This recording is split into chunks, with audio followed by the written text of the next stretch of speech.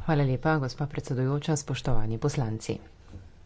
Mislim, da je veliko takšnih, ki menijo, da se je njihovo življenje zaustavilo med tem, ko se dogodki v svetu hitro odvijajo.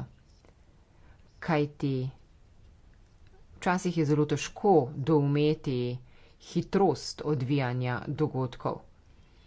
Hkrati pa je bil to tudi čas iskanja samega sebe. Ljudje ponovno vrednotijo svoje življenje, razmišljajo o ključnih vrednotah, ampak ko se sama ozrem v preteklo leto in ko si ogledam stanje v Uniji danes, vidim, da je močan duh v vsem tem, kar počnemo. Robert Schuman je dejal, da Evropska unija potrebuje dušo, ideal in pa politično voljo slediti temu idealu. In te besede smo v zadnjih 12 mesecih uresničili. V največji globalni krizi v stoletju. Celoten svet je dobil dostop do cepiv. Znašli smo se v najglobji gospodarski krizi in odločili smo se, da se odzovemo skupaj z programom Naslednja generacija EU. In tudi v času največje podnebne krize smo se odločili za skupno rešitev, Evropski zeleni dogovor. To smo storili skupaj kot komisija in zahvaljujem se odličnemu kolegiju komisarjev za vso podporo. To smo skupaj storili tudi v parlamentu, to smo storili kot ena Evropa in mislim, da smo na to lahko ponosni, na sodelovanje 27 držav članic. Ampak čas pandemije korone ni za nami in še zmeraj veliko žalosti v družbi. Tukaj so rane, ki se nikoli ne bodo zacelile, tukaj so življenjske zgodbe, ki so se predčasno zaključile in tukaj je čas, ki ga nikoli ne bomo mogli povrniti mladim. Srečujemo se z novimi izzivi v svetu, ki se neenakomerno razvija po pandemiji. Torej, ni dvoma, prihodnje leto bo nov preizkus za Evropsko unijo, ampak verjamem, da ko si na preizkušnji, tvoj duh, tvoja duša zares zaživi. In ko pogledam po Uniji, sem prepričana, da bomo to preizkušnjo prestali in sicer uspešno. Navdih lahko iščemo pri mladih državljanih Unije, kajti mladi dajejo pomen empatiji in solidarnosti. Verjamejo, da imamo odgovornost do našega planeta in če tudi so zaskrbljeni zaradi prihodnosti, so odločeni, da jo bodo naredili boljšo. Naša prihodnja generacija je torej odločna, pogumna in kaže skrb za druge. In to mora biti tudi naš duh v prihodnjih 12 mesecih. To je bilo zapisano tudi v mojem pismu o namenu, ko sem predstavila prioritete za leto pred nami. To pismo sem poslala predsedniku Sassoliju in pa predsedniku britanske vlade Johnsonu. Ko sem stala tukaj pred 12 leti, nisem vedela, kdaj in ali bomo imeli varna cepiva zoper COVID-19. Ampak danes, kljub vsem kritikam, je Evropska unija med vodilnimi v svetu. Več kot 70% našega prebivalstva je cepljenega.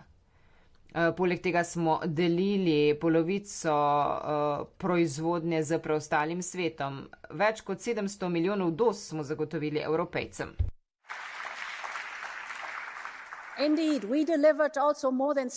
Zagotovili smo tudi več kot 700 milijonov doz preostalemu svetu, več kot 130 državam in smo edina regija na svetu, ki je to dosegla. Spoštovani poslanci, pandemija je maraton in ne sprint. In ne šprint, zaradi tega smo dosegli rezultate za Evropo, za preostale države in to nam je uspelo, ker smo se pandemije lotili na evropski način.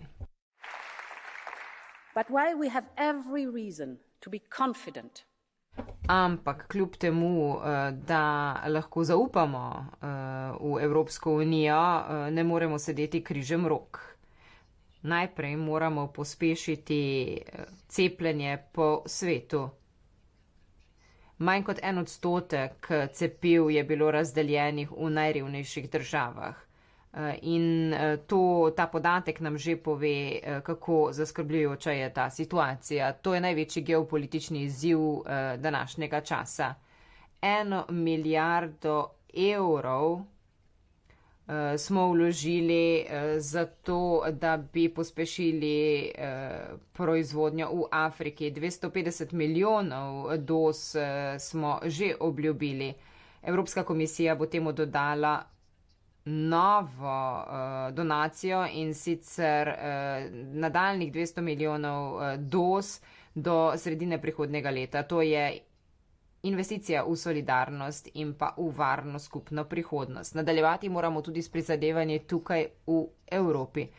Vidimo velike razlike, zaskrbljujoče razlike med državami članicami, ko gre za stopnjo precepljenosti in pripravljeni smo, imamo še 1,5 milijarde dodatnih doz. To je dovolj za nas in pa za sosednje države. Torej, storimo vse, kar je v naši moči, da se sedaj ne bomo soočili z pandemijo necepljenih. In tretja točka, končna prioriteta je okrepitev naše pripravljenosti na spopadanje s pandemijami. Preteklo leto sem rekla, da je čas, da vzpostavimo Evropsko zdravstveno unijo. Danes dosegamo rezultate in sicer z predlogom, da vzpostavimo HERO. To bo velika prednost pri spopadanju z grožnjami v prihodnosti.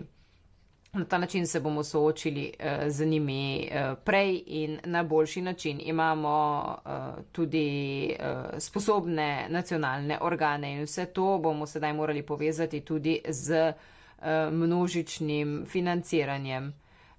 Predlagam novo misijo za pripravljenost na pandemije in v to bi morali vložiti 50 milijonov strani ekipe Evropa, kajti na ta način bi lahko zagotovili, da noben virus ne bo spremenil lokalne pandemije v globalno pandemijo in to je vsekakor vredno vlagati. Spoštovani poslanci, prizadevanja za vzpostavitev Evropske zdravstvene unije predstavljajo velik korak naprej in rada bi se zahvalila parlamentu za vso podporo. Pokazali smo, da ko sodelujemo, se lahko hitro odzivamo. Več kot 400 milijonov certifikatov je bilo izdanih v Evropi. 43 držav je vključenih v to z različnih kontinentov. Marca smo podali ta predlog, potem ste nam močno pomagali in 3 mesece kasneje je ta sistem deloval. Medtem, ko je preostali svet o tem le govoril, je Evropa to izvedla.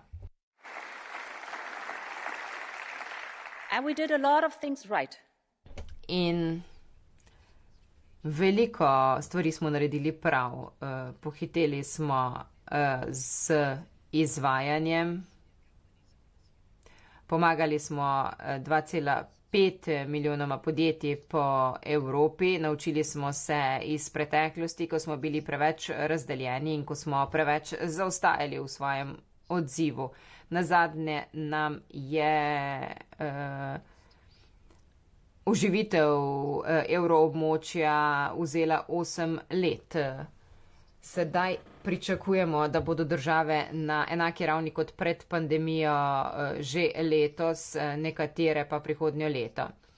Poleg tega smo presegli tako Kitajsko, kot tudi ZDA v prvem četrtletju, ampak to je šele začetek in nauki finančne krize nam lahko služijo kot nauk o previdnosti. Takrat je Evropska unija prehitro razglasila zmago in plačali smo ceno za to.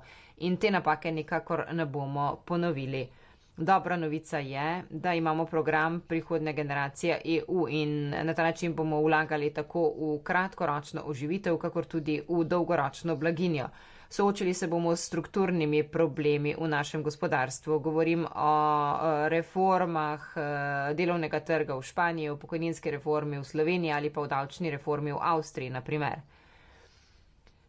Poleg tega bomo vlagali v 5G tehnologijo. Enako pomembno pa je tudi vlaganje v digitalne veščine. To je izjemno pomembna tema, ki zahteva pozornost mednarodnih voditeljev. Na to se moramo zares osredotočiti. Naš odziv kaže jasno usmeritev trgu in pa vlagateljem, ampak ko napredujemo, moramo razmisliti tudi o tem, kako je kriza vplivala na stanje našega gospodarstva. Govorim o naraščujočem dolgu, o neenakomernem vplivu na različne sektorje, o novih načinih dela. Da bi to dosegli, bo Evropska komisija pričela z razpravo o gospodarskem upravljanju oziroma o pregledu gospodarskega upravljanja. Želimo namreč doseči soglasje za obdobje po letu 2023. Spoštovani poslanci, kmalu bomo praznovali 30 let notranjega trga, enotnega trga. 30 let je ta enotni trg zagotavljal napredek in blaginjo v Evropi. Ob pričetku pandemije smo morali braniti ta notranji trg pred razdrobljenostjo, pred uničenjem, ampak enotni trg je gonilna sila delovnih mest in pa konkurenčnosti in to je še toliko bolj pomembno na digitalnem enotnem trgu. Preteklo leto smo dodali oziroma podali nekaj predlogov za vzpodbujanje inovacij, za vzpodbujanje umetne inteligence, za vstop v platforme in tako naprej. Digitalni razvoj je ključnega pomena in veste, da imamo v novi generaciji EU 20-odstotni cilj za digitalni razvoj in ta cilj bomo celo presegli in to je dobro in to kaže, kako zelo pomembno je tudi vlaganje v našo davčno neodvisnost. Naj se osredotočim še na polprevodnike. To so majhni čipi, ki poskrbijo za to, da vse deluje. Od pametnih telefonov do električnih skuterjev, vlakov in pa do celotnih tovarn. Digitalnega razvoja brez teh polprevodnikov ne bo. In medtem, ko govorimo, tovarne že delajo z upočasnjenim ritmom zaradi pomankanja polprevodnikov in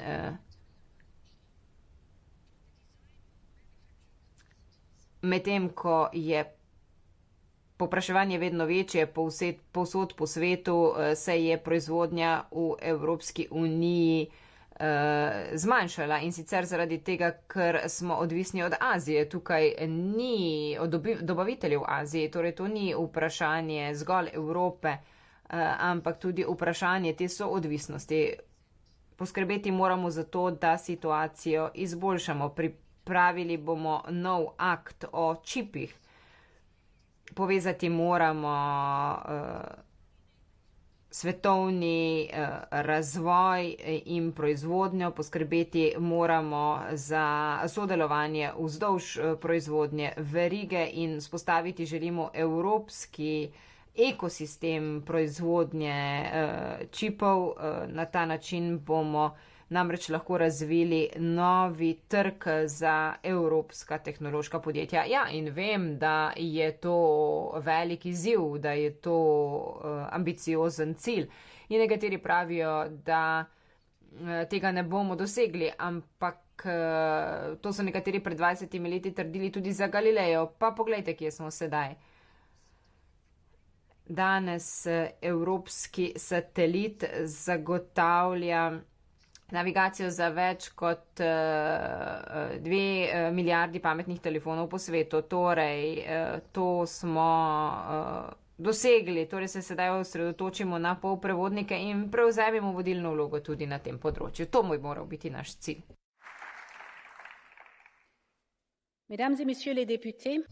Dame in gospodje poslanci.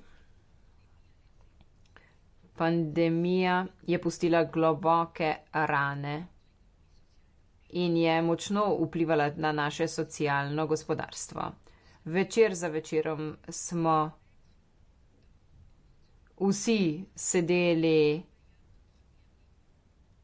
na balkonih, odprli smo naša okna in vrata in čestitali smo tistim, ki so se za nas borili na prvi bojni črti. Kljub temu pa imajo danes ti manj varnosti in mogoče več tega ploskanja ni, ampak moč naše solidarnosti je ostala in zaradi tega je tako zelo pomembna vzpostavitev evropskega stebra socialnih pravic. Gre za zagotovitev pravičnih pogojev pri delu, gre za izboljšanje zdravstvene nege in za boljše ravnotežje v življenju. Če smo se kaj naučili iz te pandemije, je to, kako zelo dragocen je čas. In najbolj dragocen je tisti čas, ki ga posvetimo najbližjim. In zato predlagamo tudi novo evropsko strategijo za nego. Tako da bi vsi državljani lahko dobili najboljšo možno nego in da bi jim bilo zagotovljeno najboljše ravnotežje v življenju. Dame in gospodje, socialna pravičnost ni le vprašanje časa, je tudi vprašanje davčne enakopravnosti. Dobro je seveda, da na enotnem trgu podjetja imajo dobiček, ampak če imajo dobiček, je to zaradi kakovosti naše infrastrukture, zaradi našega sistema socialne varnosti, zaradi našega izobraževalnega sistema. Torej je povsem upravičeno, da od njih pričakujemo pravičen prispevek.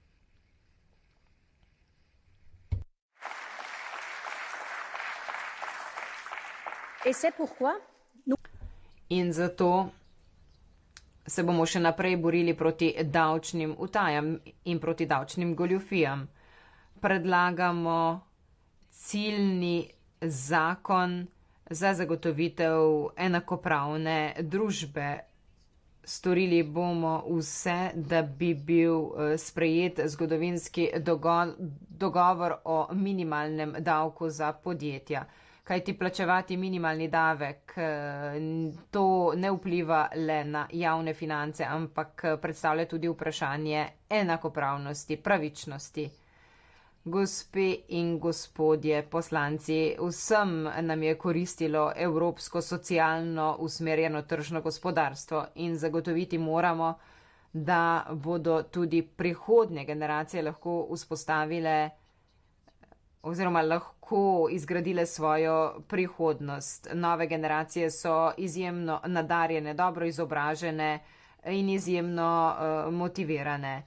Ta generacija mladih je ogromno žrtvovala, da bi zagotovila varnost drugih.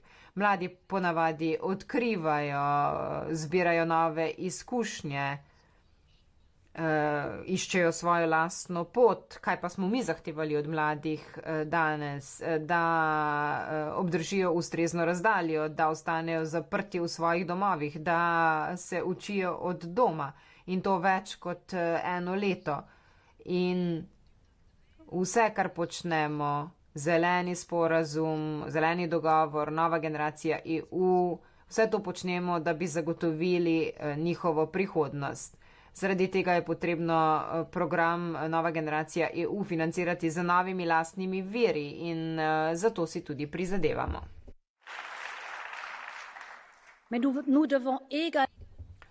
Poleg tega pa moramo paziti tudi na to, da ne bomo zapadli v novo past, kajti zaščititi moramo vse mlade, paziti moramo predvsem na tiste, ki se ne izobražujejo, ki nimajo zaposlitve. In tem bomo ponudili nov program. Alma. Alma bo tem mladim zagotovila možnost, da zberejo začasne poklicne izkušnje v drugi državi članici, kajti tudi ti mladi si zaslužijo izkušnjo, kot je program Erasmus, zato da bi zbrali veščine, da bi našli svoje lastno mesto v Evropi. Če ne bomo prikrojili Evropske unije tem mladim, potem ti ne bodo mogli sodelovati v prihodnosti Evrope. Evropa mora imeti dušo in vizijo, ki bo namenjena tem mladim, kot je dejal Delors. Kako ustvariti Evropo, če se mladi v njej ne bodo prepoznali, če ne bodo v njej prepoznali lastne prihodnosti? In zaradi tega predlagamo, da bi bilo leto 2022 leto evropske mladine.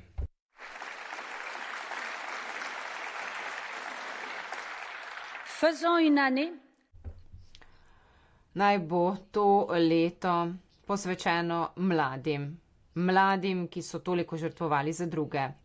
In mladi morajo sodelovati tudi pri konferenci o prihodnosti Evrope. To je njihova prihodnost in to bi morala biti njihova konferenca. In kot smo že dejali ob začetku mandata, bo komisija pripravljena izvesti cilje, ki jih bo sprejela ta konferenca. Spoštovani poslanci, to je generacija, ki ima vest, ki želi od nas, da gremo dlje in hitreje, da se soočimo z podnebno krizo. In dogodki tega poletja so pokazali, zakaj. Videli smo poplave v Belgiji in Nemčiji, videli smo divje požare od Grčije pa do Francije. In če ne verjamemo lastnim očem, potem moramo verjeti znanosti. Pred kratkim je IPCC, mednarodni panel za podnebne spremembe, izdal svoje poročilo. In to poročilo ne pušča nobenega dvoma. Podnebne spremembe povzroča človek. Ampak glede na to, da jih povzroča človek, lahko glede podnebnih sprememb tudi kaj storimo. To je opozorilo. Ja, razumemo, da je situacija slaba, zaskrbljujoča, ampak lahko to situacijo tudi spremenimo. Več električnih avtomobilov je bilo proizvedenih v Nemčiji kot pa dizelskih avtomobilov. Poljska sedaj proizvaja baterije za avtobuse. Izpostavili smo program novega evropskega Bauhausa.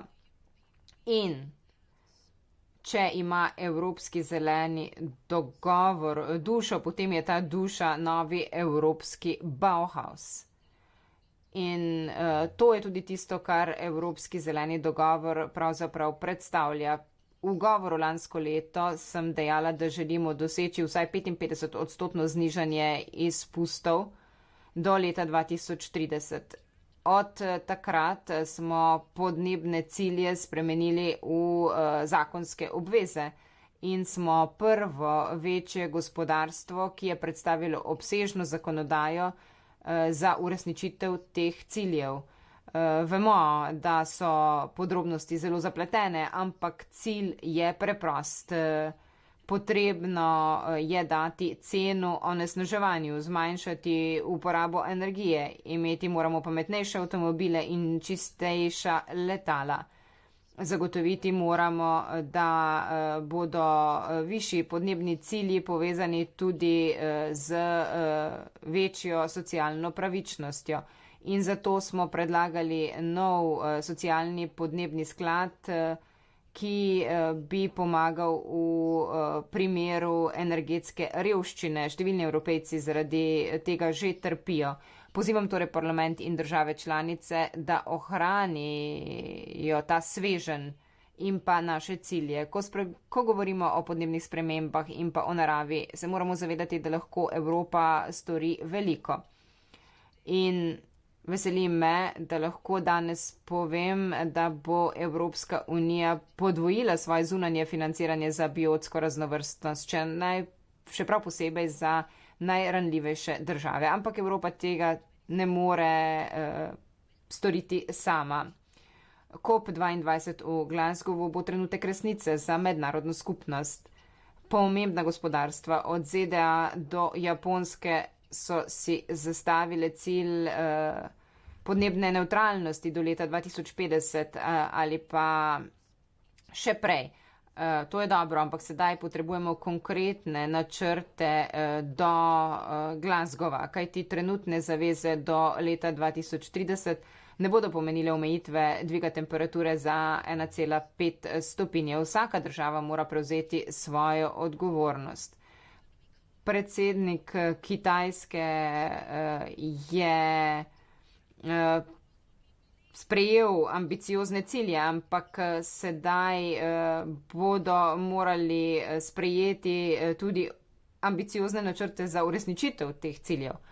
Ampak medtem, ko ima vsaka država odgovornost, svojo odgovornost, imajo pomembna gospodarstva, kot smo mi, tudi dolžnost, da pomagajo najrevnejšim in najranljivejšim državam.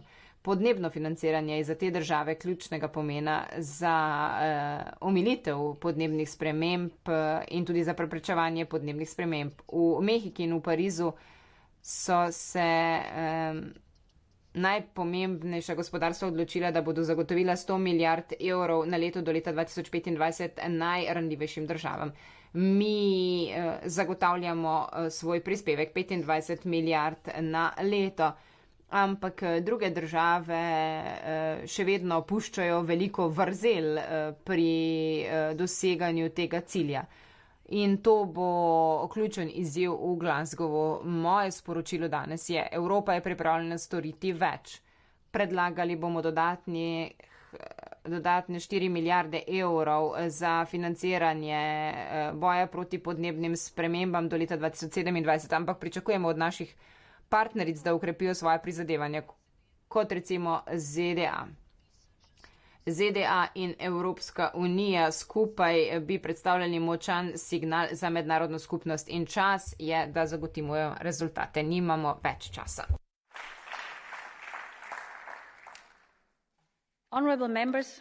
Spoštovane poslanke in poslanci,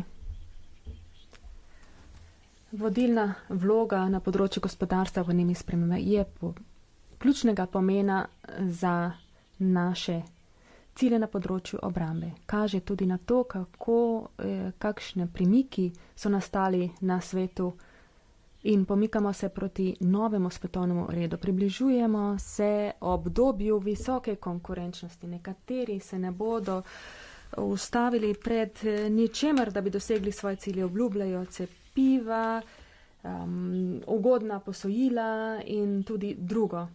Največje velesile se osredotočajo na druge velesile. Nedavni dogodki v Afganistanu niso povzročili teh sprememb, so pa simptom teh sprememb. Zato želim predvsem jasno povedati, da smo na strani afganistanskih državljanov in ljudstva Afganistana. Smo na strani afganistanskega ljudstva, žensk, otrok, preganjanih novinarjev in aktivistov. Še posebej mislim na ženske sodnice, ki se skrivajo pred moškimi, ki so jih spravile za zapahe. Prispevale so k pravici in pravni državi. Zato jih moramo podpreti. Usklajevali bomo ukrepe držav članic zato, da jih pripeljemo na varno. Še naprej moramo podpirati vse Afganistance v državi in tudi v sosednjih državah. Storiti moramo vse, kar lahko zato, da preprečimo najhujše tveganje, hude lakote in humanitarne katastrofe. Storili bomo vse, kar lahko. Povečali bomo humanitarno pomoč za 1 milijardo evrov. To bo del novega svežnja za pomoč za Afganistan, ki bo širši, ki bo združeval ves naš trud in naša prizadevanja. Spoštovane poslanke in poslanci, ko gledamo, kako se odvijajo dogodki v Afganistanu, je res boleče za družine, za prijatelje, vseh tistih, ki so nam služili.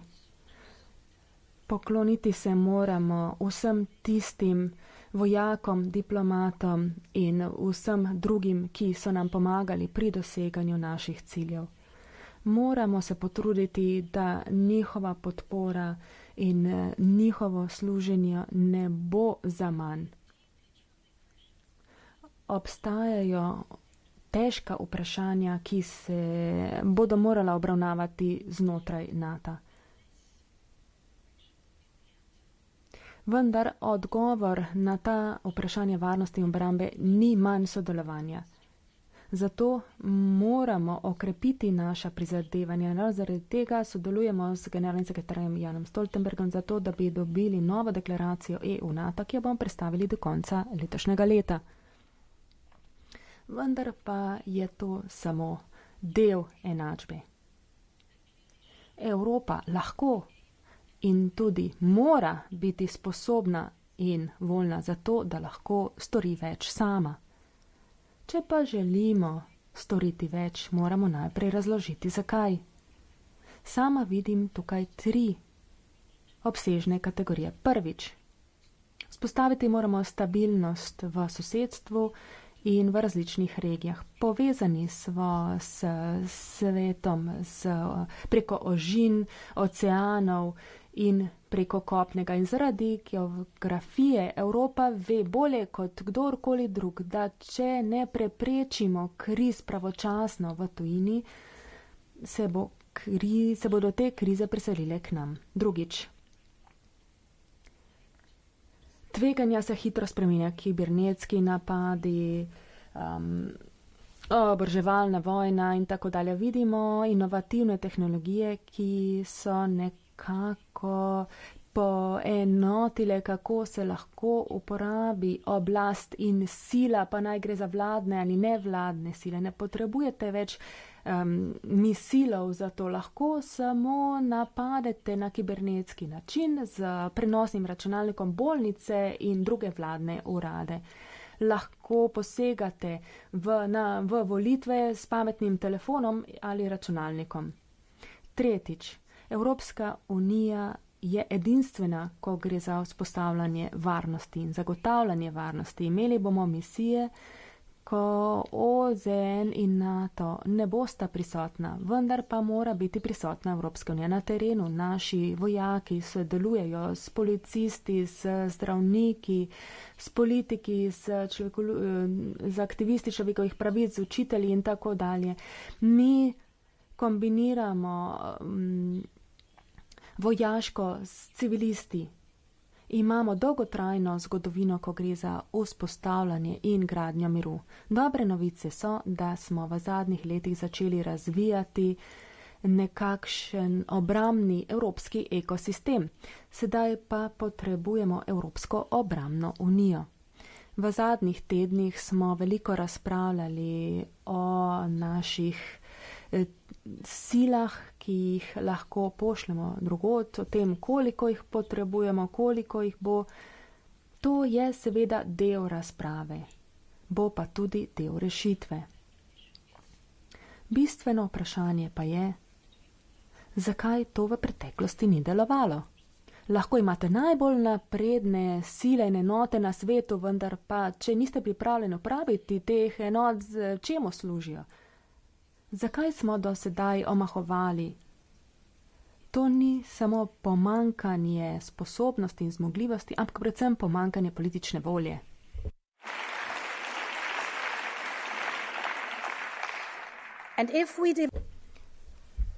Če bomo razvijali politično voljo, lahko storimo ogromno na evropski ravni.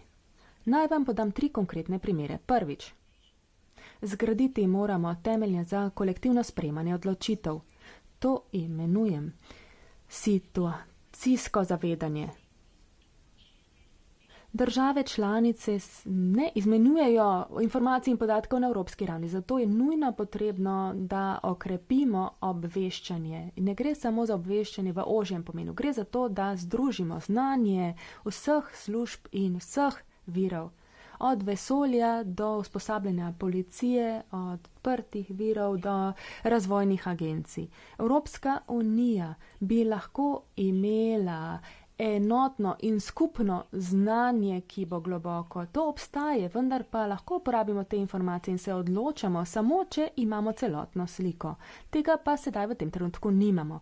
Imamo znanje, ki je razpršeno, imamo informacije, ki so razdrobljene. Zaradi tega bi Evropska unija lahko premislila o skupnem centru za obveščanje, zato da bi združila vse te informacije, da bomo bolje pripravljeni, bolje informirani in tako bolj sposobni sprejemanja odločitev. Drugič, izboljšati moramo interoperabilnost.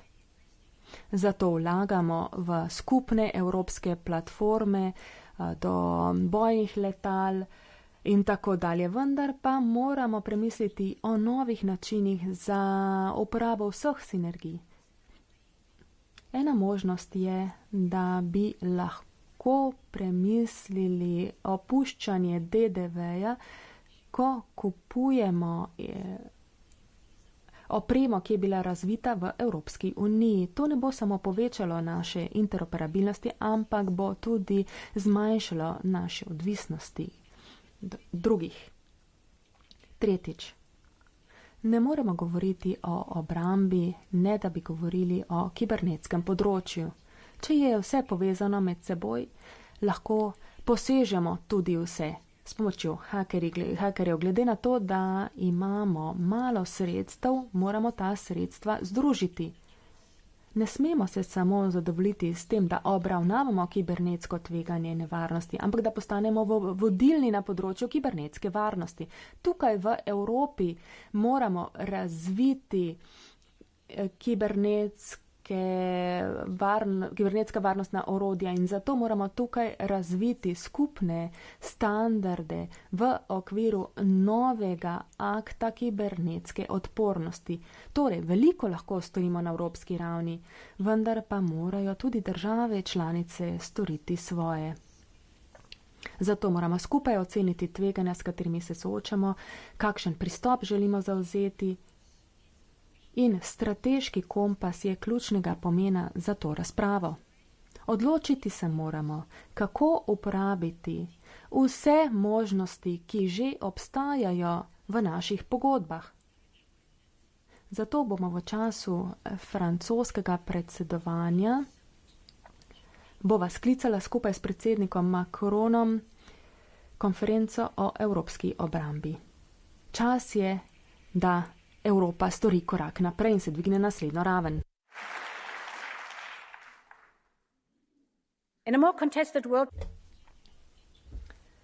V svetu, ki tekmuje, ni pomembno samo, da zavarujemo sebe.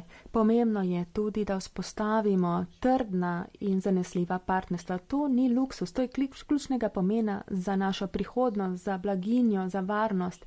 In zato moramo poglobiti partnerstva z našimi tesnimi zavezniki. Iz ZDA bomo razvili novo agendo za globalne spremembe, imeli bomo skupen tehnološki svet za trajnostnost in tako dalje. Partnerstvo med Evropsko unijo in ZDA bo vedno trdo in močnejši bomo, če bomo delovali skupaj. In to velja tudi za naše sosede na Zahodnem Balkanu. Do konca tega meseca bom potovala v to regijo, da bom poslala močno sporočilo, kako smo zavezani širitvi. To dolgujemo tistim mladim, ki verjamejo v prihodnost v Evropi. In ravno zaradi tega želimo okrepiti našo pomoč preko novega gospodarskega investicijskega načrta, ki zajema približno tretjino našega BDP. Prihodnost. In če vlagamo v prihodnost Balkana, potem vlagamo tudi v prihodnost Evropske unije. Zato bomo še naprej vlagali v naše partnerstvo v sosedstvu. Okrepili bomo sodelovanje v vzhodnem partnerstvu, izvali bomo novo agendo za Sredozemlje in še naprej obravnavali različne poglede naših odnosov s Turčijo. Gospe in gospodje, če želi Evropa postati globalni akter, se mora osredotočiti tudi na novo generacijo partnerstv. In v tem duhu imamo strategijo, novo strategijo odnosov med Indijo, Pacifikom in Evropsko unijo. To je pomembno za našo blaginjo, za našo varnost, vendar pa odraža tudi dejstvo, da avtokratski režimi skušajo uporabiti vsa sredstva za večji vpliv. Evropska unija mora biti bolj aktivna v tej regiji, zato bomo krepili trgovinske vezi, dobavne verige in razvila nove investicijske načrte v zelene in okolju prijazne tehnologije. To je primer za to, kako lahko Evropa pomaga pri oblikovanju novega sveta.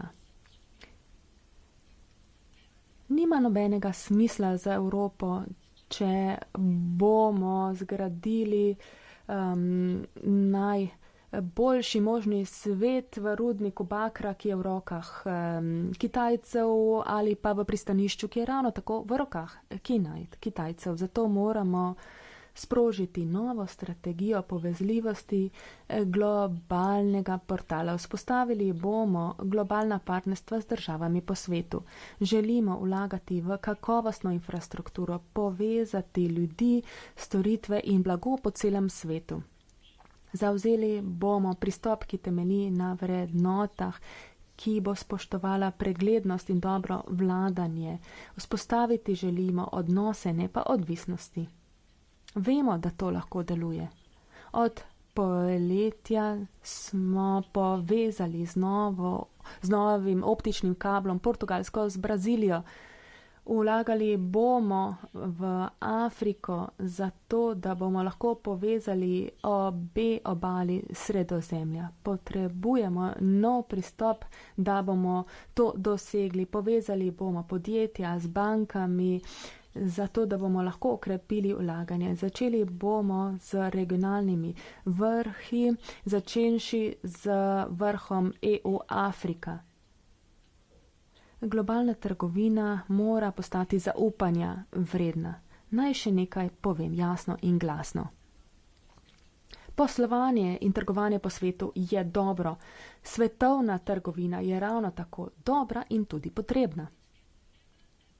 Vendar pa to ne sme potekati na račun dostojanstva in svobode ljudi. Danes imamo približno 25 milijonov ljudi, ki jim grozi ali so prisiljeni v prisilno delo. Ne smemo dopustiti, da so prisiljeni v izdelavo proizvodov, ki jih potem prodajamo tukaj v trgovinah v Evropski uniji. Zato bomo predlagali prepoved prodajanja na našem trgu tistih proizvodov, ki so bili izdelani s prisilnim delom, kajti Evrope ne smemo prodati za nobeno ceno.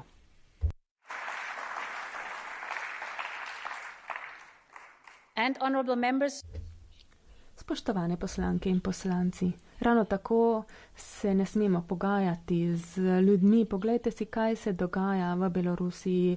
Režim v Minsku instrumentalizira ljudi. Ljudi enostavno silijo na meje z Evropo. Tega ne smemo tolerirati in zato moramo tudi ukrepati. Naj vam jasno povem, da bomo stali skupaj na strani Litve, Latvije in Poljske in preprečili kakršenkoli napad za destabilizacijo Evrope. Tega enostavno ne bomo dopustili. In to niso izolirani primeri. Podobno vidimo na drugih mejah. Pričakujemo lahko tudi naslednje napade v prihodnosti in to je tudi del šengenskega območja. Vzpostavili bomo na nove načine za odzivanje na takšne agresije in pokazali enotnost na naših zunanjih mejah. Vendar pa, dokler ne bomo imeli skupnih temeljev za upravljanje z migracijami, bodo naši nasprotniki to izrabljali. Trgovci z ljudmi zlorabljajo ljudi še vedno in jih pošiljajo preko smrtonosnih poti, preko Sredozemlja. In to kaže na to, da ima vsaka država interes za to, da dobimo skupni migracijski in azilni sistem. Potrebujemo nov sistem, ki se bo odzival na različne scenarije. Imamo vse sestavne dele. Potrebujemo uravnotežen in human sistem, ki deluje za vse države članice v vseh okoliščinah. Vemo, da lahko vzpostavimo skupni teren in dosežemo skupni imenovalec. Komisija pripravlja nov zakonodajni sveženj. Napredek je bil res težaven. Mislim, da je sedaj čas za evropsko politiko upravljanja z migracijami. Zato pozivam poslanke in poslance, da pospešijo ta proces. Vse to nas pripelje do vprašanja zaupanja. Do zaupanja med državami članicami, do zaupanja Evropejcev glede tega, ali lahko upravljamo z migracijami in zaupanje v to, da bo Evropska unija vedno izpolnila svojo dolžnost, ki jo ima do najbolj ranljivih in do tistih, ki so v stiski. Vem, da tukaj obstaja veliko močnih stališč glede migracij, vendar pa lahko dosežemo skupni pristop, kajti večina Evropejcev, če jih vprašate, se strinjajo, da moramo ukrepati glede migracij, vendar pa se bodo strinjali tudi glede tega, da moramo ponuditi zatočišče tistim, ki so prisiljeni v beg. Seveda ne smemo sprejeti vseh, ki nimajo pravice do tega, vendar pa moramo sprejeti tiste, ki pridejo k nam po zakoniti poti in lahko prispevajo k našem gospodarstvu. In res je, strinjam se tudi glede tega, da ne smemo zlorabiti migracij za to, da pride do razkola. Evropska unija mora poskrbeti za upanje, ko gre za migracije. Gospe in gospodje, družbe, ki temelijo na demokraciji in skupnih vrednotah, se stojijo na trdnih temeljih in zaupajo ljudem. Tako se razvijajo nove ideje, prihaja do sprememb, tako odpravljamo nepoštenosti. In ravno te skupne vrednote so združile naše ustanovitelje po drugi svetovni vojni. In ravno te vrednote so tiste, za katere se moramo boriti po 30 letih padca Berlinskega zidu. Ljudje so si želeli svobode, svobodnih volitev, pravne države in vsi morajo biti enaki pred sodiščem in imeti dostop do pravice. Želijo si boja proti korupciji, želeli so si svobode in tako kot je dejal Václav Havel, bivši češki predsednik, na tako lep način. In citiral je vse te evropske vrednote. Te temelijo na kulturnih vrednotah in kulturni dediščini. To je del tistega, kar smo danes. In to je zasidrano tudi v naših evropskih pogodbah. Zato smo se vsi zavezali, da bomo te pogodbe tudi spoštovali. in da bodo svobodne in suverene države del te unije. Zavezali smo se, da bomo zagovarjali te vrednote in obljubili smo, da ne bomo nikogar pustili na cedilu. Naše vrednote so zajamčene in Evropska sodišča to jamčijo.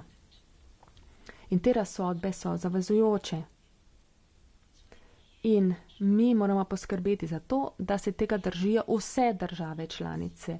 Pravna država ni samo cilj, gre tudi za boj in prizadevanja za izboljšanje.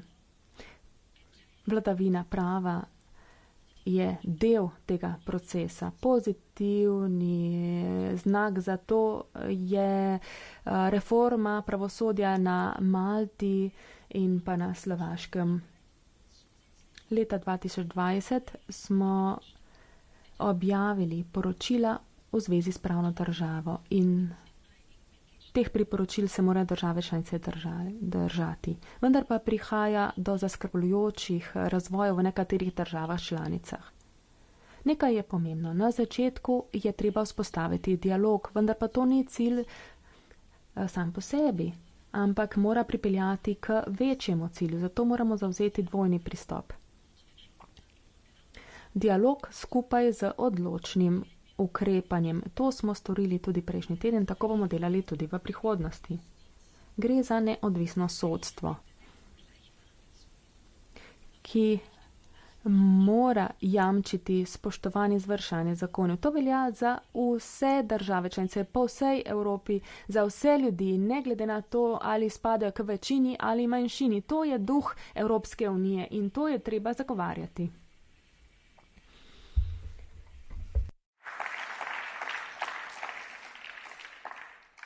Meine Damen und Herren Abgeordnete, der europäische Haushalt. In dame in gospodje, evropski proračun je investicija v prihodnost naše unije in zaradi tega je potrebno tudi proračun zaščititi. Vsak evro, vsak cent mora služiti svojemu namenu in pri tem moramo upoštevati tudi spoštovanje načela pravne države.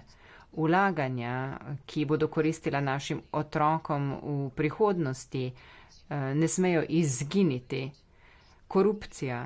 Korupcija ne pomeni le krajo naših davkoplačevalcev, ne pomeni le ustrahovanje naših vlagateljev, ampak korupcija pomeni tudi kupovanje uslug. In pomeni tudi izničanje močnih demokratičnih standardov. In zaradi tega bomo preiskali vsak primer in pri tem bomo uporabili vse instrumente, ki so nam na voljo. Dame in gospodje poslanci, če branimo naše vrednote, branimo tudi svobodo. Svobodo, da smo to, kar smo. Svobodo, da povemo to, kar mislimo. Svobodo, da ljubimo, kogar želimo. Svoboda pa pomeni tudi občutek, da se ti ni treba ničesar bati. Za ženske je pandemija pomenila veliko obremenitev, tudi zaradi tega, ker se niso imele kam skriti. Zato moramo poskrbeti, da bodo storilci ustrezno kaznovani. Ženske pa morajo imeti možnost, da svobodno ponovno zaživijo.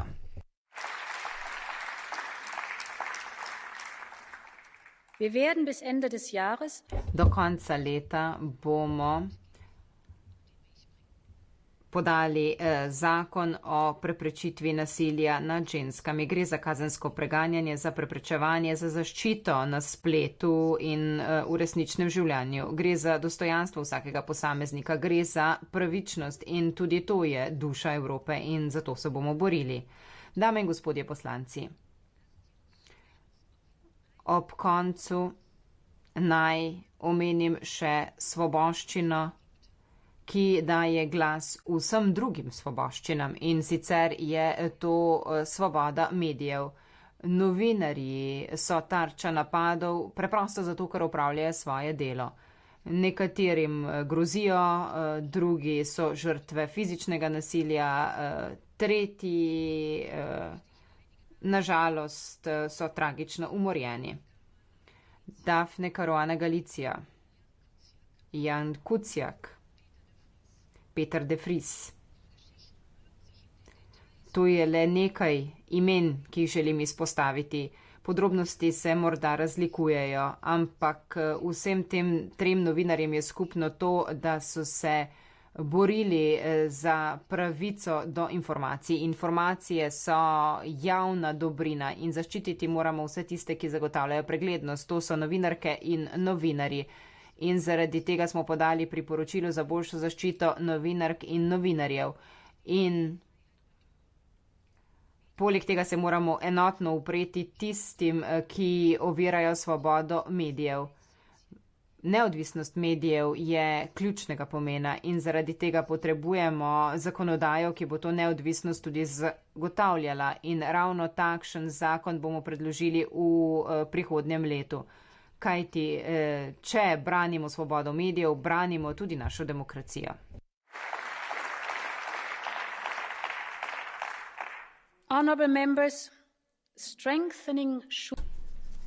Spoštovani člani in članice, pomembno je okrepiti Schumanovo idejo in na tem bo treba stalno delati.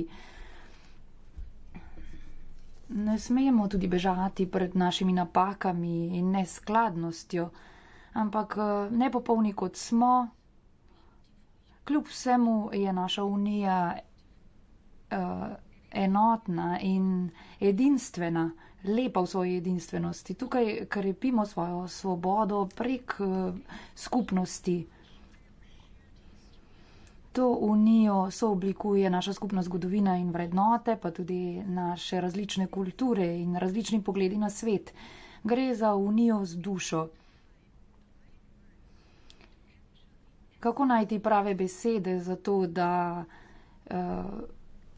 poudarim ta občutek? To ni lahko, ampak lahko pa je, ko si te besede sposodiš od nekoga, ki te navdihuje. In zato sem povabila častnega gosta, da nas danes obišče. Oziroma častno gostjo. To je dobitnica zlate medalje iz Italije, ki je osvojila moje srce letos poleti. Mogoče pa ne veste, da je aprila šele izvedela, da je njeno življenje v nevarnosti, pa se je borila in okrevala. In samo 119 dni potem, ko je zapustila bolnišnico, je zmagala na paraolimpijskih igrah. Bebe Vio je tukaj z nami. Prosim, pozdravite jo.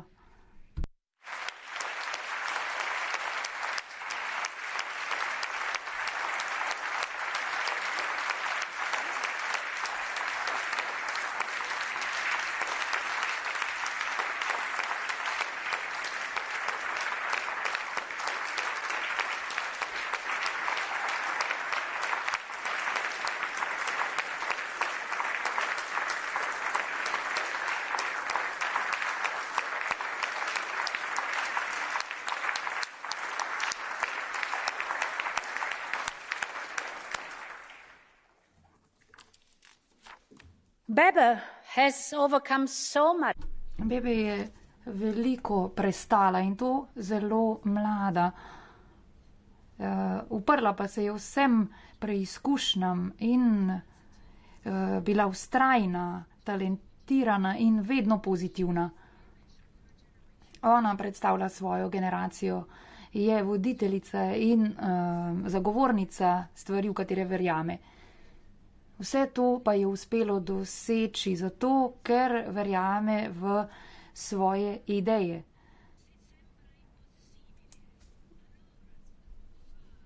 Ona verjame, da če se nekaj zdi nemogoče, potem se vsekakor lahko naredi in doseže. To je bil tudi duh naših ustanovnih očetov in tudi naše naslednje generacije. Naj nas Bebe navdihuje, naj nas navdihujejo vsi mladi, ki spreminjajo našo percepcijo možnega. kažejo, da si lahko tisto, kar želiš in da lahko dosežeš tisto, v karkoli verjameš. Člani in članice parlamenta, to je duša Evrope, to je prihodnost Evrope.